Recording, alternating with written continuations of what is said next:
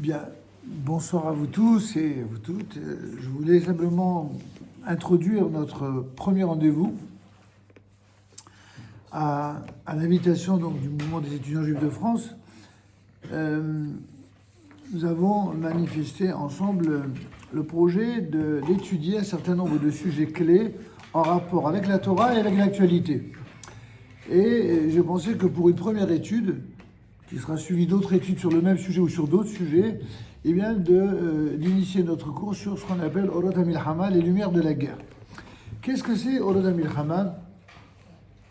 D'abord expliquer le nom Orot.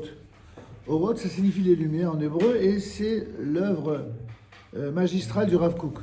Le Rav Kook est un rabbin exceptionnel, comme sans doute vous le savez. Il a écrit de son vivant des milliers, des dizaines de milliers de feuillets, et il en a tellement écrit durant toute sa vie qu'aujourd'hui encore, il y a des élèves qui sont là pour déchiffrer, décortiquer et éditer ce qui n'avait pas encore été édité de son vivant. Pour vous dire à quel point, après plusieurs centaines de livres qui est le fruit de son travail, il y a eu d'autres centaines de livres par son propre fils, le Rav Yehuda Cohen Kook, et tous les élèves qu'ils ont produits depuis, eh bien, ça a donné des milliers de livres. Et je ne suis qu'un très, très, très humble élève de maîtres prestigieux qui, eux, ont été les élèves des élèves. Bon, il se trouve que ma position est un peu particulière parce que je suis à la fois issu d'une longue lignée rabbinique très séfarade, dont les origines remontent à Eretz Israël, en passant par l'Espagne, le Maroc, l'Algérie, puis à nouveau la France, Eretz Israël. Et aujourd'hui, les 98% de la famille sont tous là-bas, en Israël, y compris mes propres enfants. Et les 90% de mes élèves sont aussi en Israël. Pour autant, si je suis encore là, je ne sais pas pour combien de temps, c'est dans le but de partager cette lumière parmi ces lumières du Rav Kook, mais pas seulement. Les lumières de tous les grands maîtres d'Israël qui se sont succédés depuis Moshe Rabbeinu et notamment depuis l'époque des Rishonim, où on a appris à faire cette sorte de synthèse, d'union, de réunion entre les différentes composantes de la Torah. Vous savez, nous allons commencer cette semaine un nouveau livre de la Torah, le Sefer Shemot, et c'est là où l'on va apprendre que la famille de Jacob, devenue Israël, est une famille de 70 personnes. Les 70 personnes qui vont composer la nation d'Israël, la grande famille d'Israël, ce seront également 70 manières d'être homme.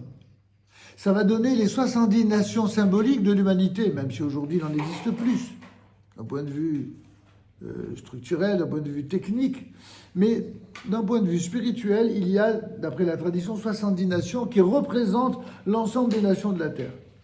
Ces 70 nations, eh bien, sont d'une certaine manière destinées à être unies coûte que coûte. Sauf qu'elles ne le savent pas toujours.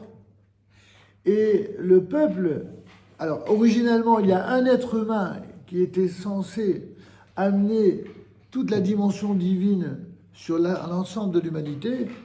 Cet être humain, c'est le premier prototype, c'est Adam Arishon. Sauf qu'Adam Arishon, il a failli. Au lieu de se servir de ce dont Dieu l'a gratifié pour pouvoir amener la divinité dans le monde, l'éclairage et la science dans le monde, eh bien, il a commis une seule erreur, la pire d'entre toutes, celle de se prendre pour Dieu. À un moment donné, lorsque Dieu lui dira « Tu pourras manger de tous les arbres », il y en a un seul qu'il ne faut pas toucher, c'est celui de l'arbre Etz Hadat, l'arbre de la connaissance du bien et du mal. Bon, vous connaissez la suite, il y a Ève qui vient et qui va la séduire, et qui va lui dire « Alors comme ça, il t'a dit qu'il fallait manger d'aucun arbre. » Alors c'est exactement ça, hein, le début de l'idéologie de la manipulation. C'est-à-dire qu'à partir de quelque chose qui est clair, quelqu'un vient pour vous embrouiller et vous dire exactement le contraire de ce qui a été dit. Dieu dit, tu pourras manger de tout sauf d'un. La séductrice de l'époque vient et dit, Alors comme ça, tu as le droit de manger d'aucuns. C'est un petit peu comme ça d'ailleurs que se sont comportés la plupart des ennemis d'Israël. On nous a toujours fait passer pour le contraire de ce que nous sommes. Et ceci, nous pouvons l'apprendre et le déduire de tous les enseignements de la Torah écrite, de la loi orale, du Talmud. On va aborder notre thème ce soir, mais on sera appelé à aborder des questions essentielles. Dans le cadre de ces Orot à Milchama, il ne s'agit pas uniquement d'étudier le texte, alors pour qu'il soit à la portée du plus grand nombre, et notamment des non-hébraïsants, je vous ai apporté une traduction ici en français, faite par notre ami M. Brederer, qui a fait une traduction remarquable, et je vous ai apporté les livres pour qu'on l'étudie dans le texte. Mais au-delà de cette traduction, qui a un grand intérêt, par laquelle nous allons commencer, nous allons nous arrêter. Il ne s'agit pas de faire une simple lecture, vous êtes assez intelligent pour la faire tout seul. Il s'agit d'étudier, d'apprendre à étudier et de comment savoir, dans un texte, y compris en français, isoler chaque mot, chaque élément essentiel, d'apprendre à porter un regard qui est fidèle à la Torah d'Israël, et c'est ce qui va justifier cette notion de Orot d'Israël. Souvenez-vous, mes amis, que pendant un certain nombre de siècles, à partir grosso modo du XVIIe, XVIIIe, XIXe siècle, eh bien, certaines nations européennes ont prétendu être les nations des Lumières. Les Lumières sont celles qui sont censées apporter la solution de tous les obscurantismes qui ont précédé dans l'histoire de l'humanité. Sauf que pour nous, quand on voit la Torah, on se rend compte que les deux premières parachutes de la Torah, Bereshit et Noach, constituent pour nous la préhistoire, c'est-à-dire l'obscurantisme. L'obscurantisme pour nous, c'est tout ce qu'il y a avant Abraham. Ainsi, le Talmud, dans Maseret Sanhedrin, nous dit que la durée du monde était prévue pour 6000 ans. D'abord, elle était prévue pour 6 jours. Si à Dieu ne plaise, si Adam Arishon n'avait pas commis cette première erreur fondamentale de ne pas écouter le bon conseil, je ouvre une parenthèse pour pas qu'on croie que notre commentaire est un commentaire sexiste. La Torah nous dit qu'il existe deux types de femmes qu'un homme doit bien avoir en tête. Il y a la femme qu'il ne faut pas écouter, puis il y a la femme qu'il faut écouter. Donc il n'y a pas ni de sexisme ridicule, ni d'antiféminisme exacerbé, pas du tout. Il y a ce que la Torah appelle une femme. Une femme, l'idéal d'une femme telle que conçue par Dieu, c'est celle qui permet à un homme, celle qu'elle aura choisie pour époux et qu'il aura choisie pour épouse, c'est elle qui va lui permettre de grandir. Le rôle essentiel d'une femme, c'est de pousser un homme à l'excellence. Ça, c'est une femme. C'est Sarah. À propos de laquelle il est dit dans la Torah, Kol asher tomar alecha Sarah shema bekola. Tout ce que te dira Sarah, écoute sa voix. Lorsque Dieu va dire à Abraham, Sarah va dire à son époux Abraham, Garej da'ama, Azot, expulse, n'est-ce pas, repousse cette servante, car le fils de cette servante n'héritera pas avec mon fils, avec Yitzhak. Évidemment, celui qui regarde d'un regard rapide la traduction, il aura l'impression qu'il s'agit juste d'une femme qui est, entre guillemets, jalouse, d'une sorte de concurrente. Et quand on connaît le niveau d'être de Sarah, on sait qu'il n'en est rien, évidemment.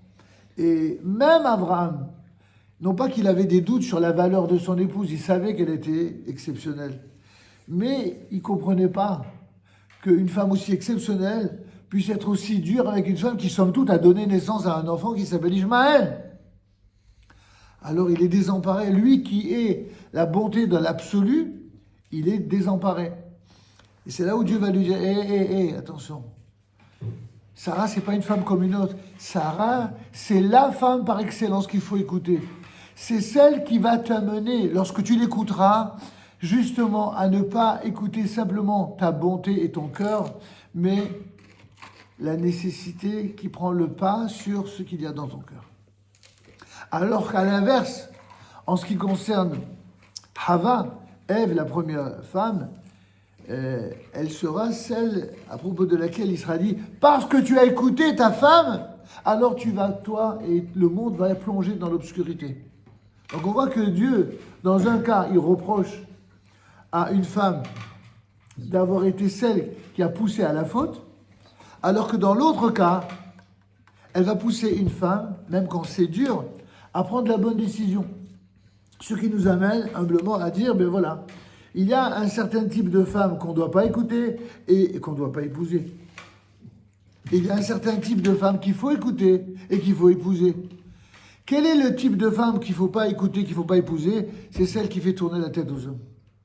Celle-là, c'est... Rien à attendre d'une femme comme ça. Quel est le type de femme qu'il faut écouter? C'est celle qui grandit un homme, qui l'amène à ce qu'il a de meilleur. Alors je sais qu'évidemment, ce n'est pas très glamour comme présentation et ça peut révolutionner quelque peu des visions un peu surfaites des feux de l'amour. Sauf que pour nous, les feux de l'amour, ce n'est pas les feux qui détruisent. C'est au contraire les feux de la chaleur morale et spirituelle qui construisent. Donc c'est une toute autre approche, vous l'avez compris.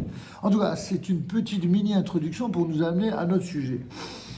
Les fameuses lumières de l'Europe, dont les fameuses lumières françaises et plus encore les fameuses lumières allemandes, elles avaient la prétention d'être à l'apogée, au summum de ce qu'il y a, n'est-ce pas, de meilleur dans la pensée, dans la réflexion.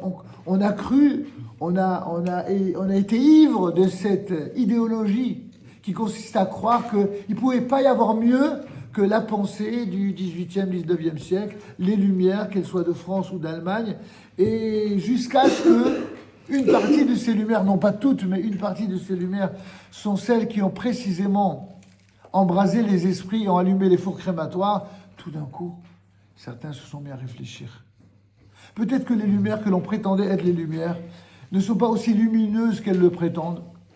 Et peu à peu, on s'est bien rendu compte que ces lumières étaient souvent tamisées, pour ne pas dire obscurantistes. Et c'est ce que le Rav Kook va nous apprendre lorsqu'il va nous révéler ses propres lumières. Orot HaMilchama, ce n'est qu'une partie des lumières. Orot, il y a énormément de livres qui s'inscrivent dans l'ensemble de ces ouvrages. Les lumières, il y a notamment dans cet ouvrage que je vous ai remis entre les mains, il y a Orot Israël, les lumières d'Israël. Savoir qu'est-ce que c'est que la terre d'Israël? C'est certainement pas la définition qui en est donnée ni par l'ONU, ni par l'actuel président français. Certainement pas. La terre d'Israël, elle a des définitions qui nous proviennent de la Torah. Depuis le jour où Dieu dit à Abraham, Lech lecha me'artzecha u'mimolatecha el haaretz asher areka. Va-t'en de ton pays, va-t'en de ta patrie, de ta maison paternelle vers la terre que je t'indiquerai. Ils ne se donnent même pas la peine de dire que c'est la terre d'Israël. À cela, il y a beaucoup de réponses. Une réponse plus originale que je vous livre. Si un juif, on a besoin de lui dire que c'est quoi la terre vers laquelle il doit aller, que c'est la terre d'Israël, si on a besoin de lui dire, c'est qu'il est déjà dépassé. On n'a pas besoin de le dire. Il y a quelque chose qui est dans l'ADN de chaque juif dans le monde.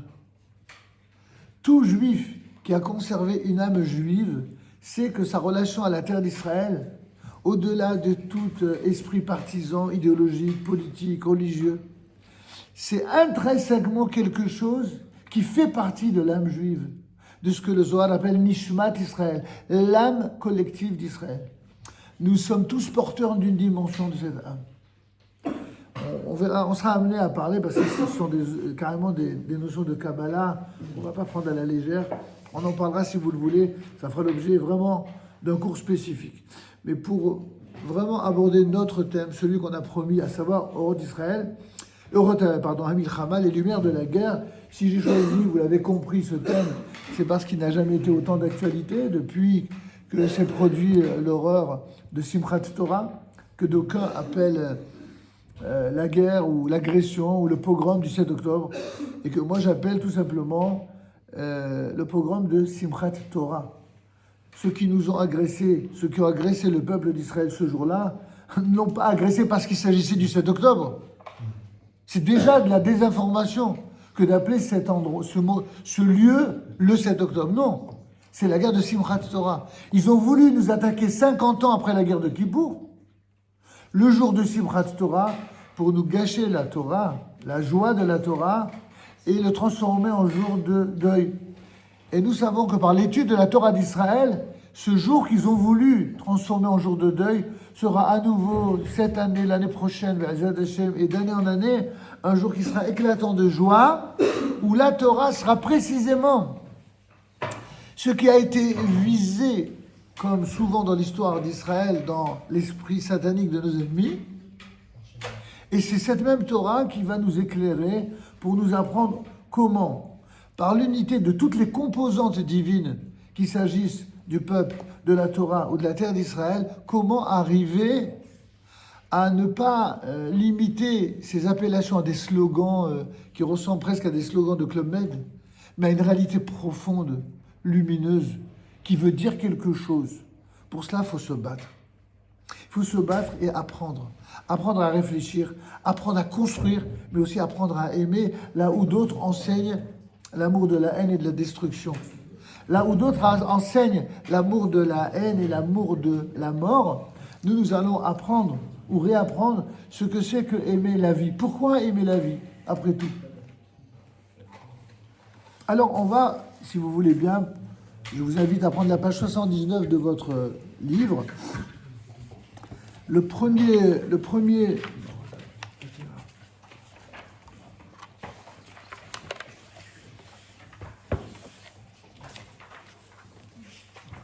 Donc je vous rappelle que Oroth, alors nous avons donné le cours du texte en hébreu. Là, il s'agit vraiment avec la traduction en français qui a été faite par un traducteur vraiment émérite, qui a fait un travail remarquable.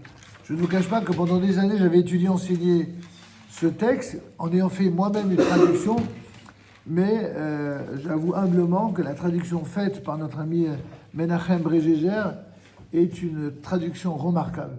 Par sa qualité, je me permettrai de façon très ponctuelle d'apporter peut-être une humble contribution, peut-être une précision, mais comme l'a recommandé le Rav Shlomo Aviner, qui est un des grands maîtres de la génération et qui est également un élève du Rav Tzvi Yehuda à Cohen Cook, à la Shalom, tous ces rabbinim qui comptent beaucoup pour nous, justement parce qu'ils sont des porteurs de lumière, parce qu'ils ont reçu et qu'ils transmettent cette lumière, et qu'à notre tour, nous avons pu recevoir la lumière de nos propres rabbinim, de la famille, mon père, Rabbi Shimon, mon oncle, Rabbi Meir, mais également mes cousins, Rabbi Eliyahu et Rabbi Yosef, qui sont très connus pour ce travail d'enseignement et d'explication en hébreu et en français.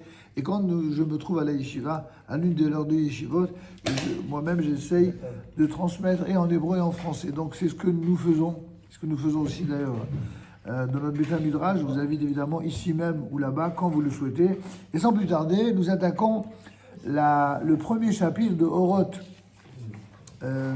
C'est combien d'années? 79, c'est ça? 79, Oroth, donc Amir Chama. Le premier titre, c'est la force messianique. Écoutez bien, essayez d'être très attentifs parce que c'est un texte qui est très difficile. Quand une grande guerre a lieu dans le monde, la force messianique se réveille. L'époque de la taille est arrivée, c'est un passage qui est connu dans Shir HaShirim. En hébreu, la traduction c'est l'époque de la taille est arrivée, la taille des tyrans. Qu'est-ce que ça veut dire? L'époque de la taille est arrivée, la taille des tyrans. Le Rav va expliquer, les méchants sont supprimés du monde et le monde se parfume. Le chant de la tourterelle se fait entendre sur notre terre. Première difficulté, de quoi on parle ici? De quoi on parle? Quand une grande guerre a lieu, ça veut dire quoi? Que la force messianique se réveille. Vous imaginez que le Rav Kook à la Shalom a écrit cela entre les deux guerres, entre la Première Guerre mondiale et la Seconde. Et donc il a écrit cela alors qu'il n'y avait pas encore l'État d'Israël. Il n'y avait pas encore le retour du peuple juif, même si c'était déjà dans les esprits. Il est en train de nous livrer de façon quasi prophétique. De façon quasi prophétique, il nous dit attention, ce qui s'est passé lors de la Première Guerre mondiale et ce qui sera confirmé lors de la Seconde, c'est qu'il va y avoir des très grands bouleversements. Il y aura un avant et un après. Et ces choses qui se produisent, contrairement à ce que tous les mondialistes et les altermondialistes et les gauchos en tout genre vont nous livrer en pâture, que la guerre c'est toujours sale, le Rav Kook vient et nous dit non, la guerre elle n'est pas toujours sale. quand la guerre, elle fait payer les méchants, c'est pas une guerre qui est sale. C'est une guerre qui est douloureuse. Elle est une guerre qui est peut-être, comme toutes les guerres, porteuse aussi de tristes nouvelles. Nous en savons tous quelque chose. Nous avons des élèves, nous avons de la famille, des gens qui ont été touchés par cette guerre. Des enfants qui, je dis bien des enfants, pour moi ce sont des enfants, qui sont morts à la suite de cette guerre et des autres guerres antérieures. Donc évidemment, on ne peut pas être insensible. Si on parle uniquement au niveau du cœur, on a mal au cœur. Sauf que lorsque vous avez des gens qui jouent sur les sentiments du cœur pour non pas regretter les tyrannies des tyrans, mais au contraire pour les soutenir, quand vous avez des prises de parole officielles aujourd'hui de gens, peu importe d'où ça vient, on va être politiquement correct, ça ne nous arrive pas souvent, mais on va essayer. D'accord, d'où que ça vient, dès que des gens se mettent non pas à soutenir ceux qui défendent leur peuple et leur pays et leurs soldats, mais qui vont défendre des assassins, des égorgeurs et des violeurs, ça porte un nom. Ces gens-là, ce sont ce qu'on appelle des pervers. De manière plus crue, des pourris. C'est quoi un pervers? Vous savez que dans le langage français commun, un pervers, on le traduit toujours par un pervers dans le domaine des mœurs. C'est faux. C'est pas ça la première définition de la perversion ou de la perversité. Un pervers, c'est celui qui pervertit la vérité et qui transforme la vérité en mensonge, et puis encore, qui fait du mensonge une vérité. Ça, c'est la définition première, d'après la Torah, de ce qu'on appelle en hébreu un rachar, ou en français un pervers. Un pervers, c'est ça. C'est parce qu'un pervers, il est comme ça, que de cette perversion-là, de cette perversité-là, naîtront toutes les autres perversités, y compris celles des mœurs. Oui, il n'est pas étonnant que les gens du Hamas soient des violeurs, des égorgeurs, des assassins pourris, sans âme, sans cœur, sans foi ni loi. Ils osent salir le nom de leur propre Dieu, en disant Dieu est le plus grand dans leur langue, mais vous croyez qu'ils font honneur à leur race et à ceux qui sont les vrais croyants chez eux? Car j'ose espérer que chez eux, il y a des vrais croyants sincères qui ne leur ressemblent pas. Sauf que malheureusement, on ne les entend pas beaucoup. Et quand on les entend, eh ben, ils ont sur eux une fatwa. Et ils se font menacer. C'est une réalité. Que ça plaise ou que ça déplaise, c'est une réalité. Ça veut donc dire que dire la vérité, ça devient risqué. C'est une blague. Ça ne devient pas. Ça l'a toujours été. Nous, Juifs, on le sait. C'est pour ça qu'on a voulu notre peau. C'est pour ça qu'on a toujours été le témoin gênant de l'histoire. C'est pour ça qu'on a voulu nous supprimer. On ne supporte pas d'avoir un peuple qui ose dire des vérités qui dérangent et qui renvoient, tel un miroir, l'image réelle de ce que les gens qui sont en face sont. Alors c'est pour cette raison que quand nous nous battons, nous ne nous battons pas, contrairement à soi-disant les fausses accusations par ces faux témoins. On ne se bat pas parce qu'on cherche à avoir plus, ou parce qu'on cherche à avoir du pouvoir, ou des intérêts économiques, ou je ne sais quel esprit, comme ils appellent ça, colonialiste. Vous vous rendez compte que le peuple d'Israël, c'est le seul peuple sur la terre que l'on traite de colon chez soi. Tous ceux qui nous traitent de colonialistes, un jour, ils vont le regretter. Pas du tout parce qu'on les menace, c'est parce que ceux-là même qui sont en train, pour de vulgaires voies électorales, essayer de séduire, c'est eux, c'est ceux-là même qui leur feront la peau. C'est pas nous. Nous on restera fidèles à nos combats pour le bien et pour la vérité. Ce que Israël fait en ce moment, la guerre qu'il mène, les guerres qu'il mène, depuis bien avant 1948 et plus encore depuis 1967, ce ne sont que des guerres du bien contre le mal. Et ceux qui prétendent le contraire, c'est leur droit de s'exprimer. Nous, on ne dénie Personne n'a le droit de s'exprimer, aucun problème. Mais on assume nos positions, on les défend et on démontre à quel point ceux qui disent le contraire, eux, ce sont des pervers, pas nous. C'est eux qui font de l'épuration ethnique et qui osent nous accuser à nous d'épuration ethnique. La seule épuration que fait Israël, c'est une épuration éthique. L'épuration ethnique, c'est celle des antisémites.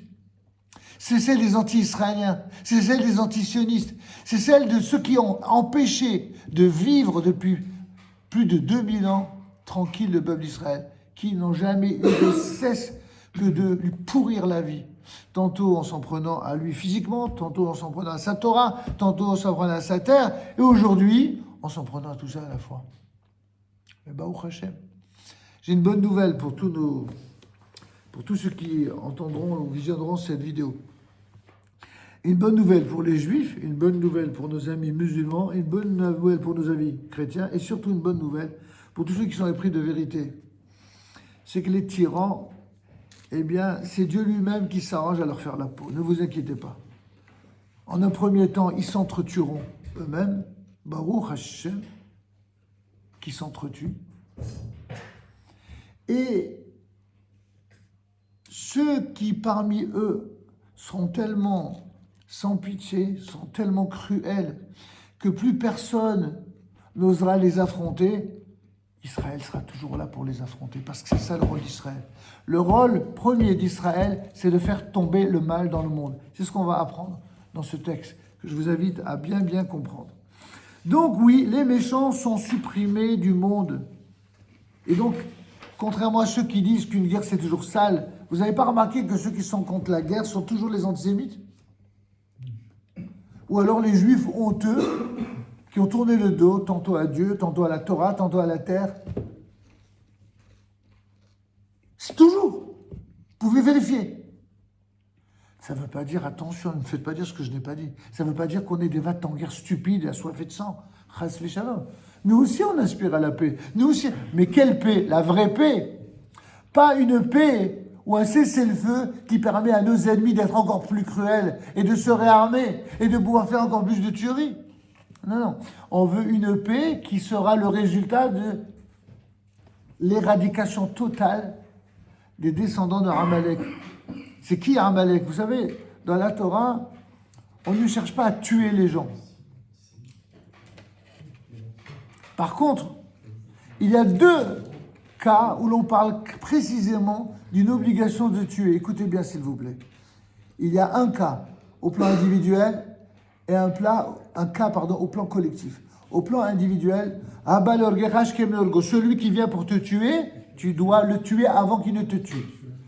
On est à des années-lumière des Juifs qui ont abandonné le judaïsme et qui disent que si on te balance une baffe dans la joue droite, tu tends la joue gauche. Ça, c'est pas du judaïsme. Pas du tout. Mais évidemment. Si quelqu'un il te donne une baffe dans la joue droite, tu lui en donnes deux. Ça n'existe pas. Ça n'existe pas de tendre l'autre joue. Mapitom. Ça, c'est un judaïsme coloré, réformiste de l'exil qui courbe les chines tout simplement parce qu'il croit que c'est bien, que c'est moral. Et en fin de compte, c'est effectivement le judaïsme qui a mal tourné. Je ne vais pas rentrer là-dedans maintenant. Par contre, il est clair que ces mots qui sont peut-être un peu durs, ou en tout cas qui sont directs, ne sont pas là, je le répète, pour inciter les vats en guerre. Je voudrais vous rappeler quand même que lorsqu'il y a eu la première guerre de conquête, d'entrée de Josué en terre d'Israël, je vous invite vivement, pas simplement à vous contenter de lire les commentaires de la Torah, ce qui est déjà formidable, ou les Haftarot, ce qui est encore mieux, c'est de lire l'ensemble des 24 livres du Tanakh, et notamment Josué. Le livre de Josué vous explique dans quelles conditions, dans quel esprit, de quelle manière Josué est entré en terre d'Israël. Très rapidement. C'est très difficile de faire une synthèse en quelques minutes, mais on va essayer. Dieu dit à Abraham, va-t'en vers la terre que je vais t'indiquer. Abraham arrive là, Dieu lui promet cette terre, à lui, à ses enfants et à tous ceux qui viendront après. Il réitère cette promesse à Yitzhak, il la ratifie, la confirme à Yaakov, en lui disant qu'il c'est par Yitzhak que sera nommée ta postérité. C'est de là qu'on apprend que les enfants de Abraham, Yitzhak et Yaakov, c'est eux qui s'appelleront les enfants d'Israël. Maintenant, c'est qui les enfants d'Israël? Ce sont ceux qui sont les héritiers d'un homme qui s'appelait Yaakov et qui va devenir Israël. Quand est-ce qu'on passe de Yaakov à Israël? C'est lorsque Yaakov, souvenez-vous, vous regarderez les sources dans la Torah, où Yaakov va se livrer à une bataille durant toute une nuit avec l'ange de Esav. Et lorsque finalement Esav est fatigué, l'ange de Esav est fatigué de lutter contre Yaakov, arrive le lever du jour. Et sa mission, c'est de s'attaquer à Yaakov tant qu'il fait nuit, symboliquement le temps de l'exil. À un moment donné, il va lustrer, comme vous le savez, la hanche de Yaakov, qui symboliquement, on va dire que l'exil va endommager le peuple d'Israël. Les Juifs, malheureusement, beaucoup de Juifs sont des malades de l'exil. Soit parce qu'ils ont reçu les apports de l'idolâtrie des nations, soit parce qu'ils ont pris des coups, des souffrances tellement horribles, quand quelqu'un se fait massacrer de coups depuis la plus tendre enfance, ça devient soit quelqu'un de violent, soit un extrémisme de la non-violence. C'est les deux extrêmes. C'est toujours comme ça, les frustrés. Parce qu'il s'est fait... Vous avez des gens, ils sont d'une violence extrême. Pourquoi? Parce que leur père, il n'arrêtait pas de les massacrer de coups. Et ils sont devenus comme leur père. À l'inverse, le contraire. C'est parce qu'ils ont été massacrés de coups, ils ne veulent pas lever. C'est les deux extrêmes. Pourquoi c'est les deux extrêmes? Parce qu'on ne peut pas enseigner ni la Torah, ni les bonnes mœurs, ni la bonté de cette manière violente. Mais on ne peut pas non plus enseigner par un extrémisme de la non-violence qui amène à soutenir, au nom de la non-violence, les êtres les plus abjects et les plus immondes au nom de pseudo-liberté d'exister. Vous comprenez? J'espère que vous me suivez parce que je dis beaucoup de choses en synthétique. C'est en rapport avec la voie du milieu. Absolument, tout à fait. La voie du milieu du Rambam, ce juste milieu dont Maïmonide nous parle sans cesse, cette voie royale, Shvil HaZahav, la voie royale, c'est le rejet de tous les extrémismes en fait. Mais si j'ose dire, et ça c'est peut-être un petit chidouche que je me permets humblement par rapport à ce que dit le Rambam, habituellement quand le Rambam parle du juste milieu, c'est le rejet des extrémismes. En termes politiques, on dira aussi bien les extrémismes de droite que les extrémismes de gauche, mais grâce à une certaine mouvance idéologique novatrice de notre génération, on peut dire aussi les extrémismes de l'extrême centre. Ça, c'est une nouveauté. C'est nouveau, ça vient de sortir. Il n'y a pas que les extrémismes de droite ou de gauche qui existent, il y a aussi les extrémistes du centre, c'est-à-dire en même temps ceci, en même temps son contraire. C'est ce qu'on pourrait appeler, de manière absolument politiquement incorrecte, du foutage de gueule, où l'on peut faire croire à des gens qu'on peut être à la fois pour une chose et son contraire en même temps. Eh bien non, le bien et le mal ne peuvent pas exister en même temps.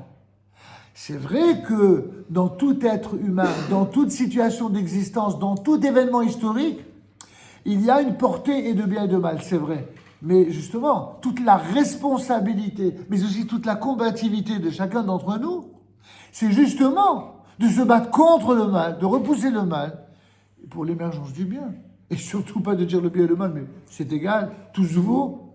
Quand on vit dans une société où l'on prétend que tout est égal à tout, mais on tombe dans une société la plus immorale qui soit, la plus timorée, mais surtout la plus paumée, où vous avez des jeunes qui veulent se suicider parce qu'ils n'ont plus de repères.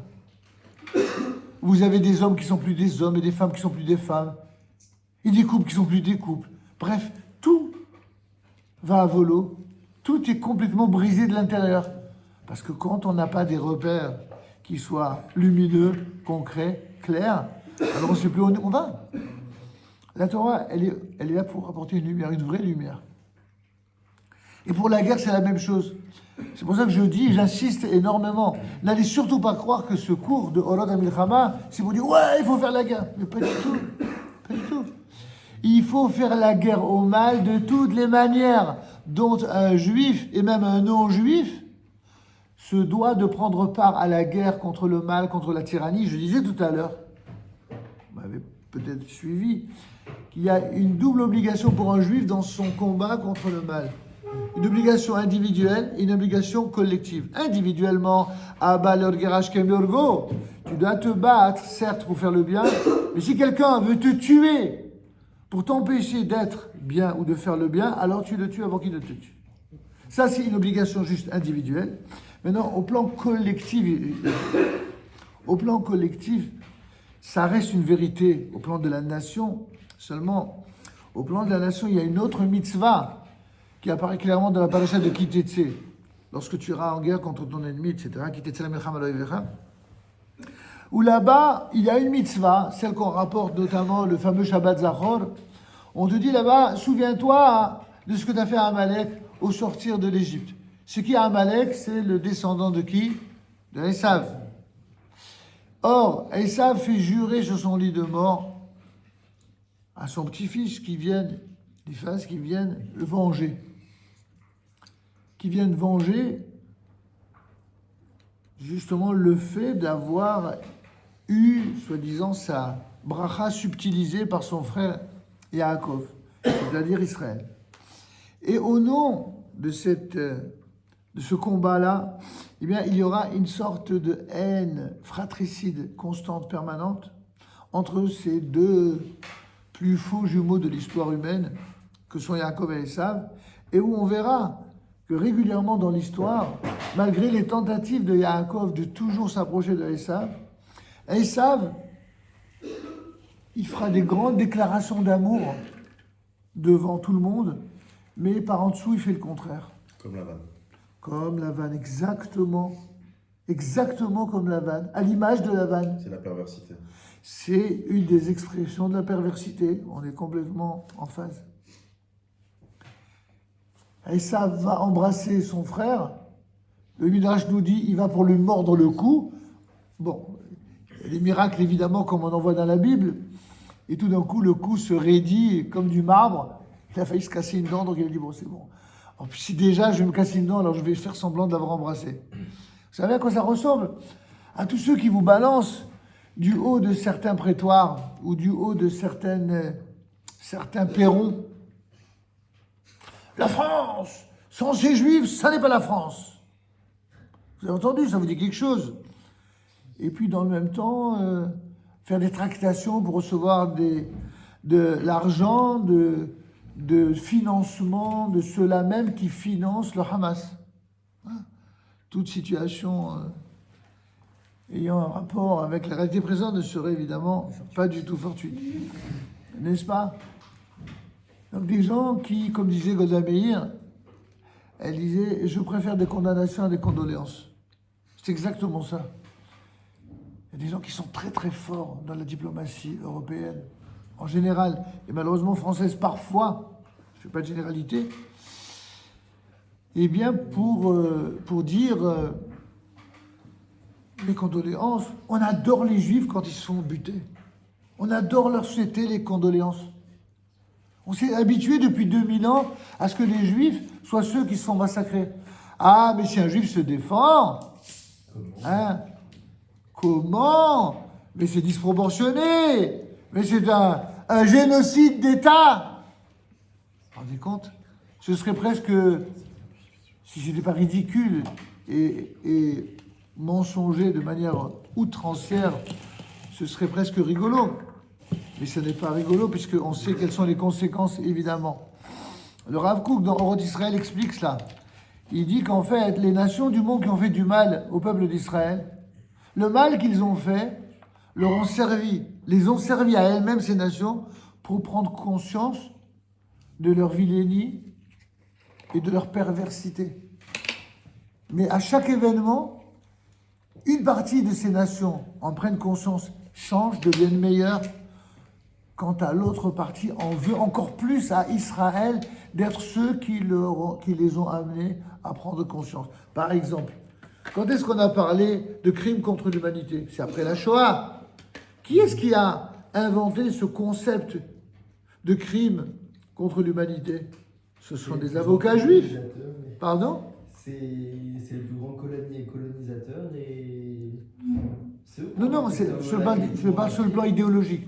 Sur le plan idéologique, ce sont des avocats juifs qui ont mis au point, à la demande des Nations Unies, un concept juridique afin de faire passer en cour martiale, ou en tout cas en cour pénale de justice, ceux qui seraient coupables de crimes contre l'humanité. Sauf que, contre qui s'en sont servis? Contre Israël. C'est grâce à Israël et à ce que Israël a subi de la part des nations pendant la Shoah, dans le silence complice, affreux des nations, ils ont tiré la leçon. Oh, horrible, c'est un crime contre l'humanité. De qui ils ont appris ça? De leur comportement à eux vis-à-vis d'Israël. Et une fois qu'Israël existe enfin, qui renaît de ses propres cendres, d'après la Shoah, on utilise ce concept contre qui? Contre Israël. Il y a un excellent livre sur l'apparition de notion de crime contre l'humanité qui s'appelle Retour à Lemberg. Oui, absolument. Un grand livre sur cet avocat. Oui, absolument. Razak. On a des gens cultivés ici, au Hachem, c'est très bien.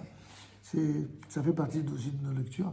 Et effectivement, il l'exprime de manière éblouissante, absolument éblouissante. Tout à fait. Eh bien, je vous recommande, comme monsieur, de le lire. Et vraiment, c'est très, très intéressant. Et surtout, parce que lui, il ne parle pas de ce qu'en dit le Rav Kook. Ce que le Rav Kook dit, c'est que, en un premier temps, c'est exactement comme disait le professeur André Neher, Zichrono Libracha, qui disait à propos de ceux qui se sont finalement associés à une courte voie de majorité pour la reconnaissance d'un État juif, même s'il a été trafiqué 1000 fois dans les tunnels, non pas de Gaza, mais les tunnels de l'ONU, de l'ex-Société des Nations devenue ONU. C'est-à-dire pourquoi ils ont changé de nom? Tout simplement pour changer de logiciel. C'est-à-dire que ce qui aurait dû être un partage sous mandat britannique entre deux peuples, deux nations, c'est ce qui était prévu à l'époque, soi-disant la Palestine pour les Arabes et la Judée ou Israël pour l'État d'Israël, ce plan de partage était truqué depuis le début, puisque déjà, il y a eu par en dessous la création de la Jordanie, qui est un État qui n'a jamais existé. Et en fin de compte, on a déjà commencé par un mensonge international d'État qui a fait que l'État d'Israël moderne était déjà une peau de chagrin. C'est ce que Jacques Kuffer, Zichrono Libracha, appelait le bluff palestinien. C'est un bluff. Bien entendu que c'est un bluff. C'est-à-dire que c'est un mensonge qui est tellement gros comme une montagne, ça passe. Plus un mensonge est gros concernant ce qui s'attaque aux Juifs, et plus non seulement ça passe chez les antisémites, mais ça passe également chez les incultes, et puis ça passe aussi chez les Juifs de cour, qui veulent protéger leur propre personnalité, leur propre position idéologique, sociale ou économique sur le dos de leurs frères. Ça, pour ceux qui sont cultivés, je vous invite à lire un livre d'un certain Theodore Lessing qui s'appelle La haine de soi, qui vous en dira long sur ceux qui sont les personnages qui, de l'intérieur de l'Allemagne nazie, ceux qui étaient fiers d'appartenir aux Lumières allemandes, mais qui étaient juifs, étaient les plus antisémites qui soient sur Terre. Theodor Lessing va dresser, je ne me souviens plus exactement, une vingtaine de portraits de ces juifs anti-juifs. Quel est le premier juif qui a été tué par Hitler? Theodor Lessing. Pourquoi? Parce qu'il a écrit un livre sur les seuls juifs que Hitler aimait. Et pour cause. Et pour cause. Quels sont les juifs qui sont aimés par les antisémites? Ce sont les juifs anti-juifs. Évidemment. Ce sont les juifs antisionistes. Ce sont les juifs qui disent, pour éviter un procès, on ne va pas dire leur nom ici, qui disent que leur seul rêve, c'est de voir les Hamas et Netanyahou d'être dans la même cellule. Ces juifs-là, honteux, traîtres au peuple d'Israël, ce sont ces juifs qui sont aimés par les antisémites, évidemment. Mais donc, il faut qu'il y ait quand même des juifs qui restent réveillés. Bon, Hachem, je sais que vous l'êtes, mais il faudrait qu'il y en ait d'autres qui se réveillent. Et je ne peux que, évidemment, inviter beaucoup d'autres à vous rejoindre parce que le fait qu'il y ait dans notre nouvelle génération, moi je suis déjà un peu de l'ancienne, eh bien, c'est important. C'est important, vous savez, chez nos frères ashkénazim, auxquels on est très attachés, comme tous les frères juifs, d'où qu'ils soient dans le monde, beaucoup, malheureusement, ont été tragiquement terrorisés et, je dirais, ils ont été esquintés par les conséquences de la Shoah. Et le texte dont je vous parlais tout à l'heure, Zechor et Asher Asar Amalek, souviens-toi de ce que tu as fait à Amalek. Il y a marqué à la fin du verset, écoutez bien, il y a marqué Al Tishka, n'oublie pas. Le Chachamim nous posait la question, mais c'est évident que si on te demande une mitzvah de te souvenir de ce que tu as fait à Amalek, ça implique, il ne faut pas oublier. Pourquoi on répète une évidence? La Torah ne répète jamais, elle dit jamais deux fois la même chose. Et elle ne parle certainement pas pour ne rien dire. Il y a un secret basique dans la compréhension de ce que c'est que ce souvenir. Et qu'est-ce que c'est que de ne pas oublier? C'est ce qu'on disait après la Shoah, no more ou alors never again. C'est ce qu'on disait, n'est-ce pas? Jamais plus là. La seule manière de ne jamais oublier, c'est effectivement entretenir le souvenir, c'est-à-dire ne jamais cesser de se souvenir, mais malheureusement pas comme l'ont fait certains, c'est-à-dire le souvenir uniquement des pleurs et des larmes. Et si elles ont toute leur place et leur légitimité, évidemment, imaginez tous ceux à qui on a enseigné que cela. On a enseigné que les pleurs et les larmes. On a enseigné que quoi? L'idée que finalement, un enfant qui naît, qui grandit, pour lui, c'est quoi un juif? C'est ça. C'est-à-dire, ce qui est dans le registre ou dans le, comment dirais-je, la disquette des antisémites, c'est passé par copier-coller dans la disquette des enfants qui sont les descendants de la Shoah. Et ça a été vrai jusqu'à ceux qui ont construit le pays. Au point de considérer que l'État d'Israël, pour les uns, en fonction qu'ils soient de droite ou de gauche, c'est pour avoir un État comme les autres, ou alors un État refuge. Mais dans les deux cas, ils sont animés de bonnes intentions, chas v'shalom, de penser du mal de qui que ce soit. Ils ont tous, de droite comme de gauche, des mérites fantastiques. Ils ont fait ce qu'ils pensaient et croyaient bien pour l'avenir du peuple juif. Ils ont tous apporté quelque chose de bien. Sauf que tout ce qu'ils ont apporté comme bien, c'est pour un État comme les autres. Or, l'État d'Israël ne peut pas être un État comme les autres, tout comme les Juifs ne pourront jamais être des êtres humains comme les autres, tout comme la langue hébraïque ne peut pas, comme on l'a enseigné récemment dans le Kuzari, une langue comme les autres. Non, chaque fois qu'un Juif est comme les autres, il se condamne lui-même à l'autodestruction et son utilisation par les ennemis d'Israël contre ses frères. Vous comprenez pourquoi c'est important d'étudier dans le regard de ceux qui sont à un niveau beaucoup plus élevé que le nôtre.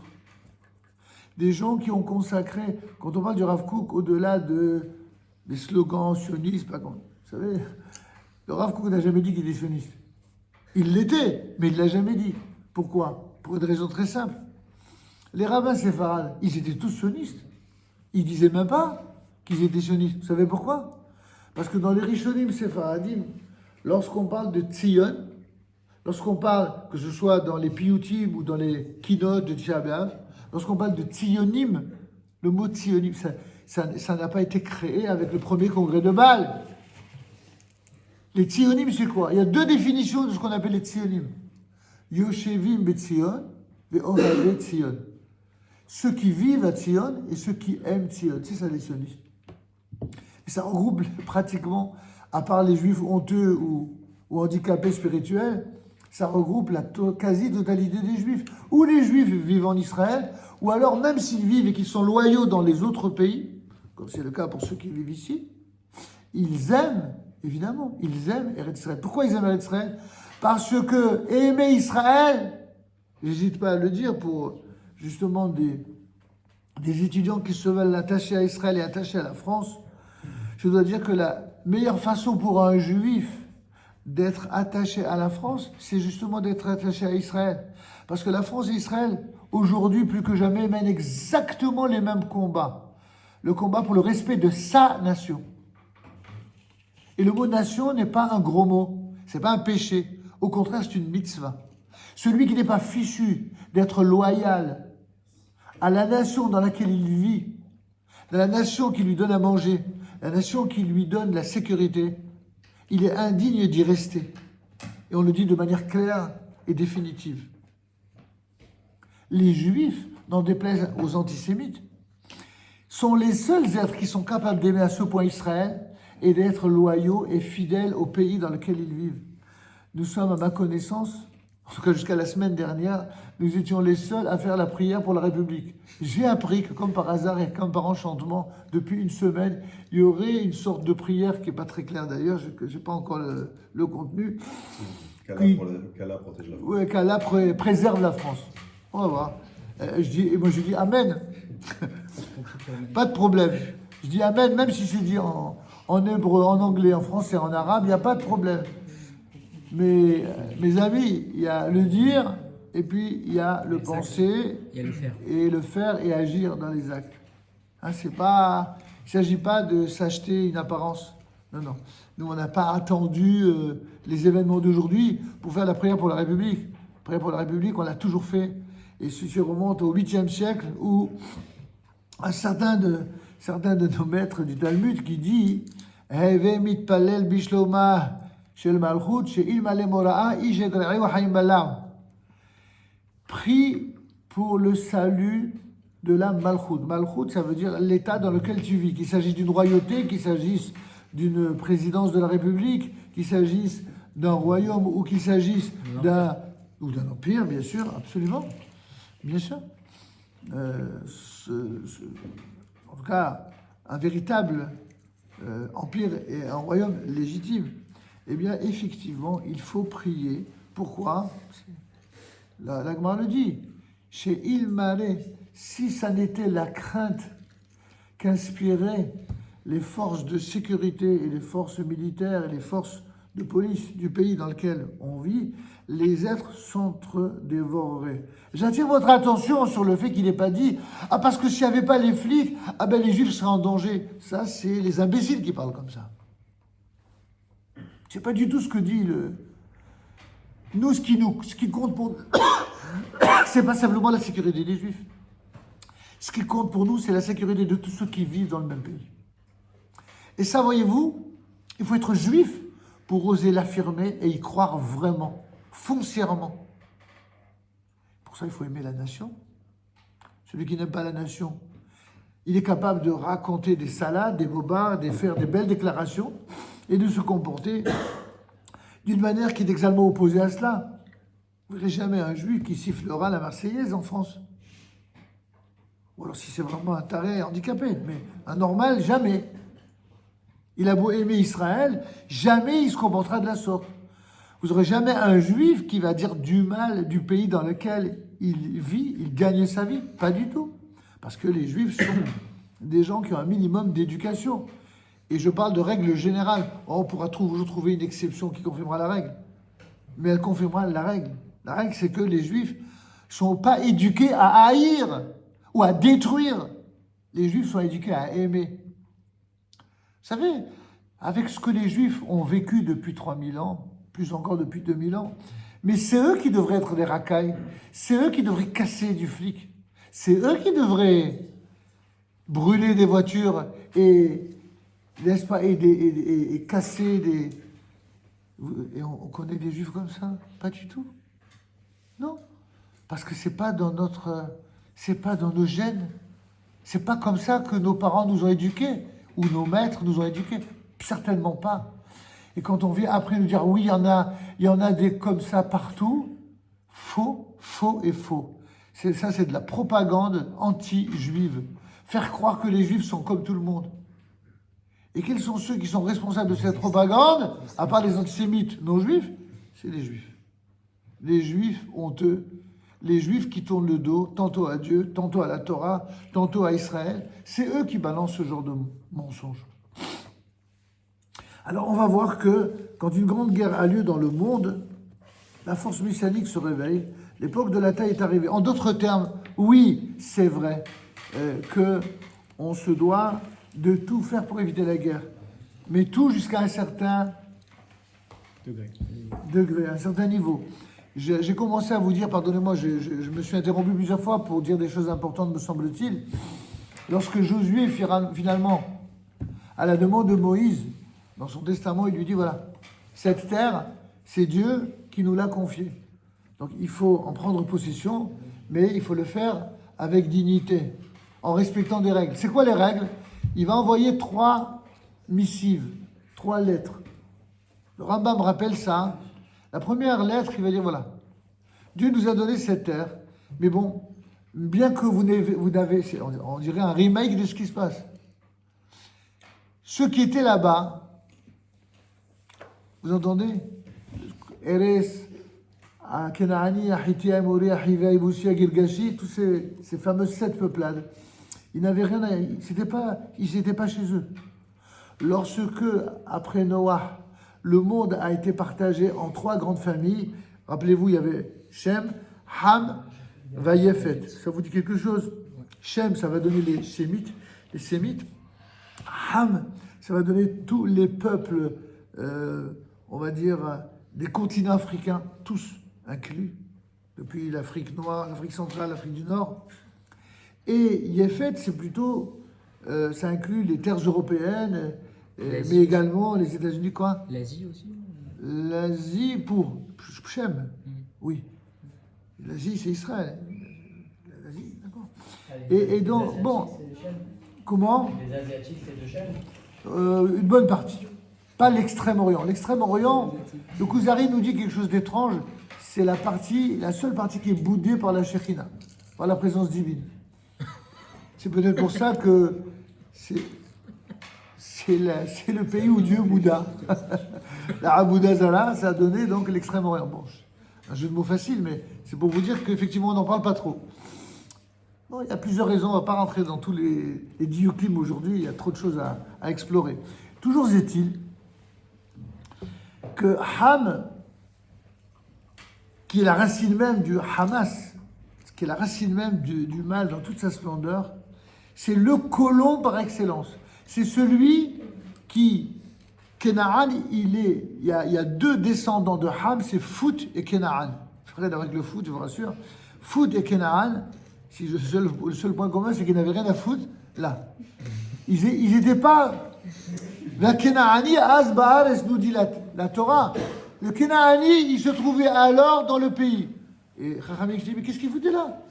Il n'est pas chez lui. C'est le premier colon de l'histoire. Quand on dit que les enfants d'Israël sont rentrés en Eretz Kenan et qu'ils ont fait des guerres de conquête, c'est vrai. Mais ils ont fait des guerres de conquête, pourquoi? Pour remettre les choses à l'endroit.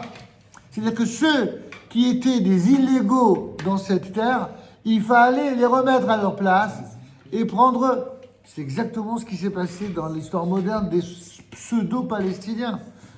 Les pseudo-palestiniens sont tous des personnes appartenant au monde arabo-musulman, de tous les pays où il y avait beaucoup de juifs qu'ils ont virés. Et ces pays, essentiellement l'Égypte, la Syrie, l'Irak, un tout petit peu l'Iran aussi, se sont retrouvés dans ce qu'ils appellent, eux, la Palestine. Mais nous savons très bien, et tous ceux qui ont un tant soit peu de culture savent très bien que la Palestine est le nom qui avait été donné à la Judée, la fameuse Yehuda Veshomron, la Judée-Samarie. Cette partie de la terre d'Israël qui a toujours été le nom du royaume d'Israël, même quand celui-ci a été divisé en 2 royaumes. Un des 2 royaumes s'appelait la Judée. Déjà, ça a donné les Judéens, qui a donné juifs. Yehuda, c'est juif. Il n'y a que les incultes de l'ONU pour ne pas comprendre le rapport qu'il y a, ou l'UNESCO, encore plus inculte, qui sont censés être là pour enseigner le patrimoine de l'humanité et qui ont trouvé le moyen de dire cette infamie qu'il n'y a aucun rapport entre le temple de Jérusalem du roi Salomon, roi d'Israël, et le peuple d'Israël. Ce serait triste, ce serait ridiculement risible si ça n'était pas diaboliquement tragique. d'avoir des gens d'aussi mauvaise foi. Il a fallu qu'il y ait un type que tout le monde traite de fou. Et ils ont raison, Trump, il est fou. Baruch Hashem. Parce que s'il était normal, ben il serait antisémite, comme tous les gens normaux. Il faut qu'il y ait quelqu'un d'anormal au sens des nations, mais un peu génial aussi, un peu fou, comme souvent sont les gens géniaux. Il faut un peu de folie dans le génie. Mais encore que la Torah, elle ne fonctionne pas avec les génies au sens de tout ce qui est faux. Le génie, la géonoute de la Torah, c'est l'attraction, ou plutôt l'attirance que nous avons pour la lumière de Akadosh Baruch Hu, qui s'exprime à travers la Torah, à travers ses maîtres, mais pas seulement, à travers chaque juif. Chaque juif est porteur d'une dimension unique de Torah. C'est seulement pour en avoir conscience et pour en être capable, il n'y a pas d'autre moyen que de l'étudier, cette Torah. C'est qu'en étudiant la Torah que le juif peut révéler sa propre dimension de Torah. C'est ce que d'aucuns, d'ailleurs, parmi les grands combattants d'Israël, que l'on catégorie ou non comme des gens religieux ou pas, de droite ou de gauche, en vérité, lorsqu'ils ont fait quelque chose de bien et pour Israël et pour l'humanité, c'est la Torah qui avait en eux qui les a portés. Il n'est pas excessif de dire qu'il y avait une Torah chez Jabotinsky qui vous tient à cœur, mais il y avait aussi une Torah chez tous les Juifs, de droite comme de gauche. Le problème, c'est que aujourd'hui, on a une nouvelle génération où même ceux qui étaient porteurs de Torah dans leurs idéologies respectives, même eux, ils ont été trahis par leurs propres descendants. Les gauchistes de la Rehov Kaplan en Israël, qui vous balancent démocratia, démocratia, ces gens-là n'ont aucun rapport avec la gauche qui a créé l'État d'Israël. Parce que la gauche qui a créé l'État d'Israël, elle avait un idéal, elle avait des valeurs morales, elle avait encore... Oui, c'était pas des modèles de religiosité. Vous n'allez pas me faire dire que Ben Gurion, c'est un tzaddik, un chassid.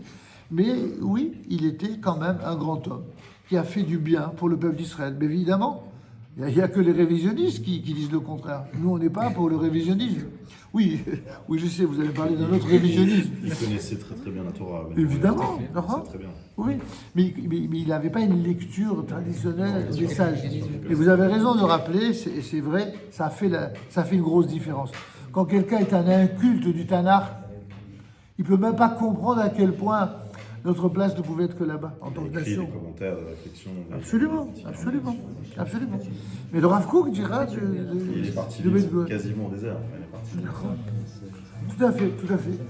Alors, vous avez encore un peu de patience pour le premier coup ou alors on en avance un petit peu et puis après, quand vous êtes fatigué, vous me dites on arrête. Hein. Il y aura d'autres fois, hein. Il y aura une suite. Alors écoutez bien s'il vous plaît, au moins qu'on lise cette première partie et on fera d'autres commentaires après si vous le souhaitez.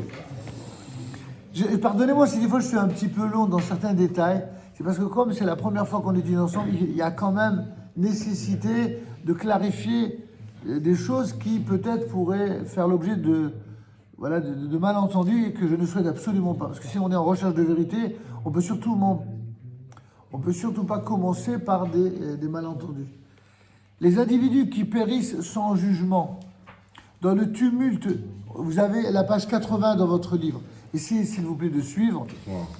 Les individus qui périssent sans jugement, dans le tumulte du flot guerrier, participent à la mort expiatrice des justes. Vous vous rendez compte? Qu'est-ce que ça veut dire, cette phrase? Elle est waouh, elle est très dure, elle est quasi assassine.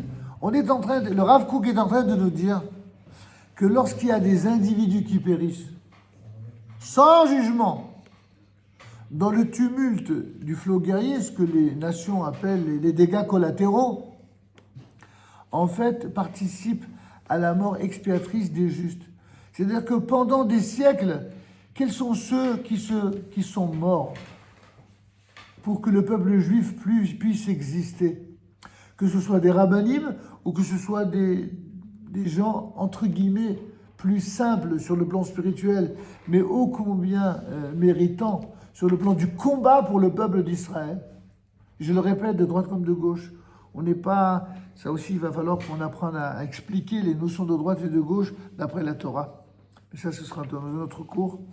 Sachez que chaque fois qu'un tzaddik s'en va, parce qu'il est juif, même si ça n'était pas, entre guillemets, religieusement parlant, quelqu'un de si tzaddik que cela, les Chachamim, la Torah dit à leur sujet qu'ils sont morts al-Kiddush Hashem, pour la sanctification du nom de Dieu. C'est une chose qu'il va falloir expliquer parce qu'elle n'est pas facile à comprendre. Très souvent, d'ailleurs, certains qui ont connu, ou dont les parents ont connu la Shoah, et quand ils ont appris qu'on donnait notamment ce vocable, ce qualificatif de ceux qui ont été massacrés pendant la Shoah, qui sont morts al-Kiddush, pour la sanctification du nom de Dieu, évidemment, ils n'ont pas compris, ils l'ont pris au premier degré, au niveau de l'affect. Ils ont cru quoi? Ils ne sont pas al-Kiddush Hashem, au contraire, ils se sont révoltés. Alors, Dieu, où est-ce qu'il était pendant la Shoah, etc. Vous connaissez toutes ces récriminations de ceux qui n'ont pas compris ce vocable-là, ou qu'on a fait parler beaucoup trop rapidement, trop vite. Vous savez, quand quelqu'un a mal, il faut le laisser hurler sa douleur. Il ne faut pas commencer à lui faire de la philo, à lui donner de la morale, voire même de la Torah. Il n'est pas prêt. Laissez-le tranquille. Quand quelqu'un il a mal, il hurle. Foutez-lui la paix. Une fois que le temps de la douleur est passé, alors là, on peut commencer à parler, à expliquer. C'est ce que dit le Rav Kook dans le deuxième Rav Kook, Rav Yehuda, dans son Mahamar célèbre sur la Shoah, où il dit on peut évidemment comprendre tous ceux qui, dans la douleur, eh bien, ont un instant, dans leur incompréhension de l'horreur de ce qui leur est arrivé, eh bien, ont malheureusement posé des questions sur Dieu ou contre Dieu. Mais il dit aussitôt, expliquer ne signifie pas justifier. Même dans ces moments les plus intimes de la douleur, sachez quand même que la plupart de ceux qui ont connu la Shoah, qui étaient dans la Torah avant la Shoah, ils n'ont rien dit contre Dieu.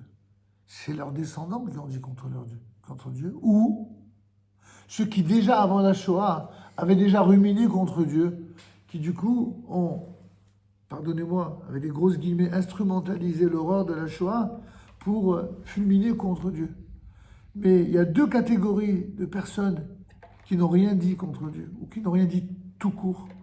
C'est ceux qui étaient dans la Torah, mais qui, devant la douleur, se sont tués exactement comme lorsque Aaron a perdu ses deux enfants qui ont été brûlés vifs devant lui. Vaïdom à Aaron. Aaron s'est tué.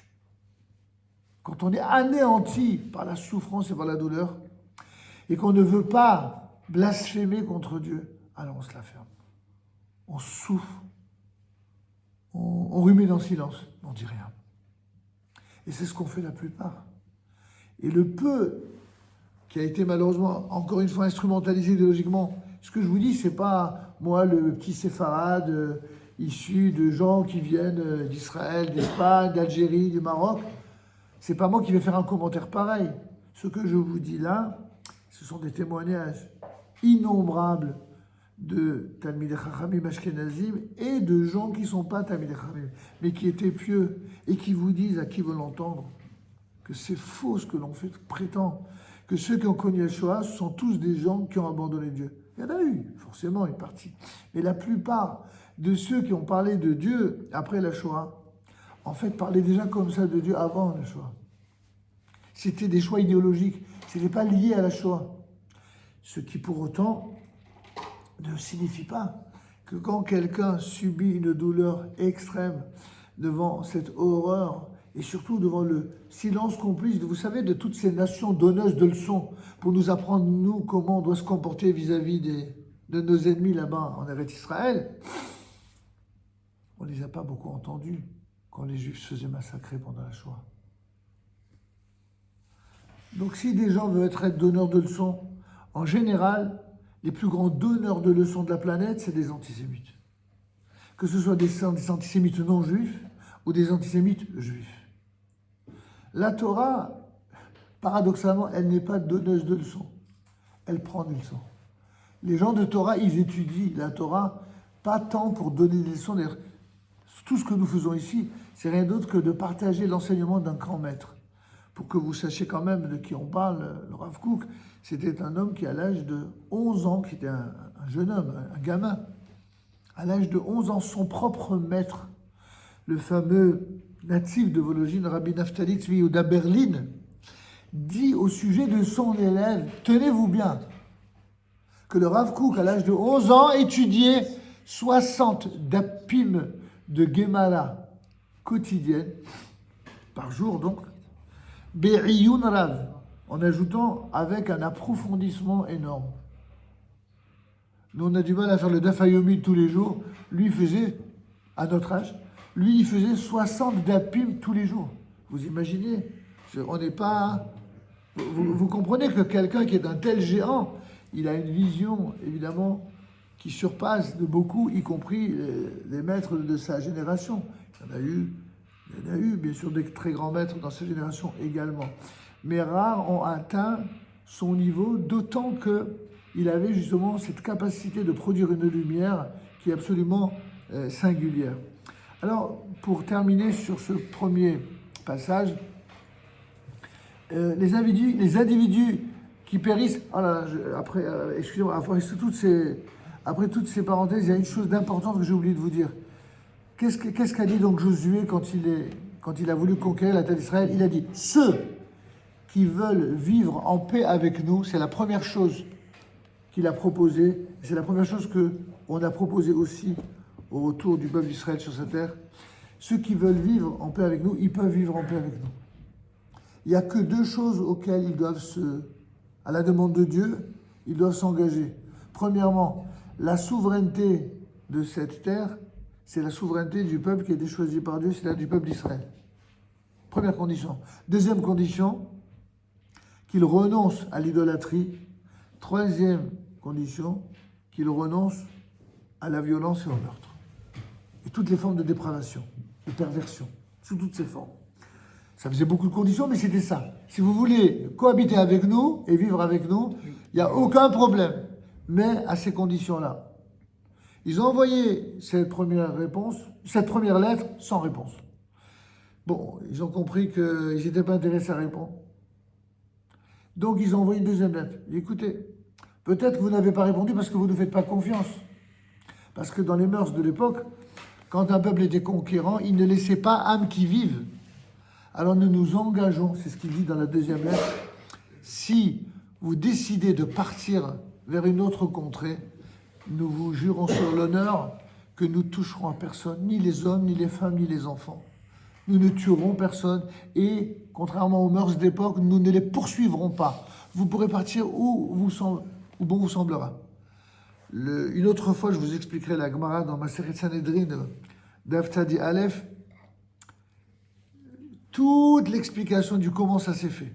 Mais la conclusion, que je vais simplement vous dire sur cela, c'est qu'il y a une des 7 nations qu'on appelle le Girgashi, qui a dit, bon, si Dieu vous a désigné comme étant les nouveaux propriétaires de la terre, nous, si vraiment vous tenez à ce que vous dites, vous nous laisserez en vie, on ne veut pas rester, on s'en va. Dieu les a récompensés de Girgashi en leur donnant une terre qui s'appelle, dit le Midrash, Afriki. Afriki qui à l'époque était une terre verte, une terre fertile. On verra plus tard pourquoi ça a tourné. Mais à l'époque, c'était une terre fertile. C'était une bracha. Dieu les a récompensés, genre, on se pousse, on vous laisse la place. Ok. C'est le seul peuple. Alors maintenant, il y a ceux qui n'ont pas répondu à l'appel pour la paix. Il y a ceux qui ont répondu en se cassant, en parlant vulgairement. Il restait la troisième. Il a dit, écoutez, si vous ne répondez pas dans tant de temps, ça veut dire que vous n'êtes pas prêt ni à la première ni à la deuxième solution. Alors préparez-vous à la guerre. Troisième. Et seulement troisième. Après que vous ne soyez pas prêt à partir, que vous ne soyez pas prêt à vivre pacifiquement, aux conditions de non-idolâtrie et de non-violence, et de non-Hamas, on dirait en termes d'aujourd'hui, alors on vous fera la guerre jusqu'au dernier. C'est ce que les antisémites ne supportent pas. Et c'est ce que Be'ezrat Hashem, ils vont voir dans notre génération. Be'ezrat Hashem. Ça, c'est très important de le rappeler.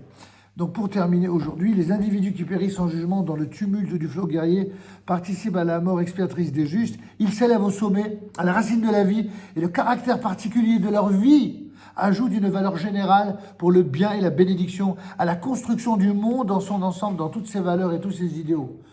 Et tout ça, ça mérite des commentaires, mais comme je ne veux pas abuser, je ne veux que la traduction de ce fameux premier chapitre. Les commentaires, si vous le souhaitez, on le fera la prochaine fois. Enfin, quand la guerre est finie, il y a un avant et un après une guerre mondiale, une guerre qui intéresse tous les peuples de la terre. Quand la guerre est finie, le monde se renouvelle dans un esprit nouveau et les pas du Mashiach se font entendre davantage.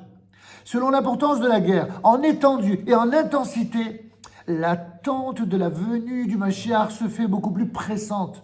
La guerre mondiale actuelle porte en elle une attente immense, dit le Rav Kook, intense et profonde, liée au déroulement de l'histoire et au signal de la fin révélée, qu'est le peuplement de la terre d'Israël. Tous ceux qui parlent de colonialisme, c'est pour embrumer les esprits incultes et faire croire que quand les Juifs reviennent sur la terre, c'est pour coloniser une terre qui ne leur appartient pas.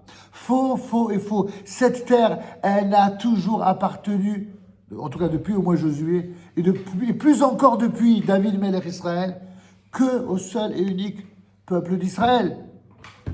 Il faut une grande sagesse, un puissant courage, une pensée profonde et pénétrante, une passion pour la vérité et des idées claires pour recevoir le message sublime de la lumière divine qui se révèle dans des actions stupéfiantes, en particulier dans des épisodes de ces guerres. Et là, cette magnifique, magnifique conclusion. C'est une phrase que nous récitons tous les matins dans la prière. Le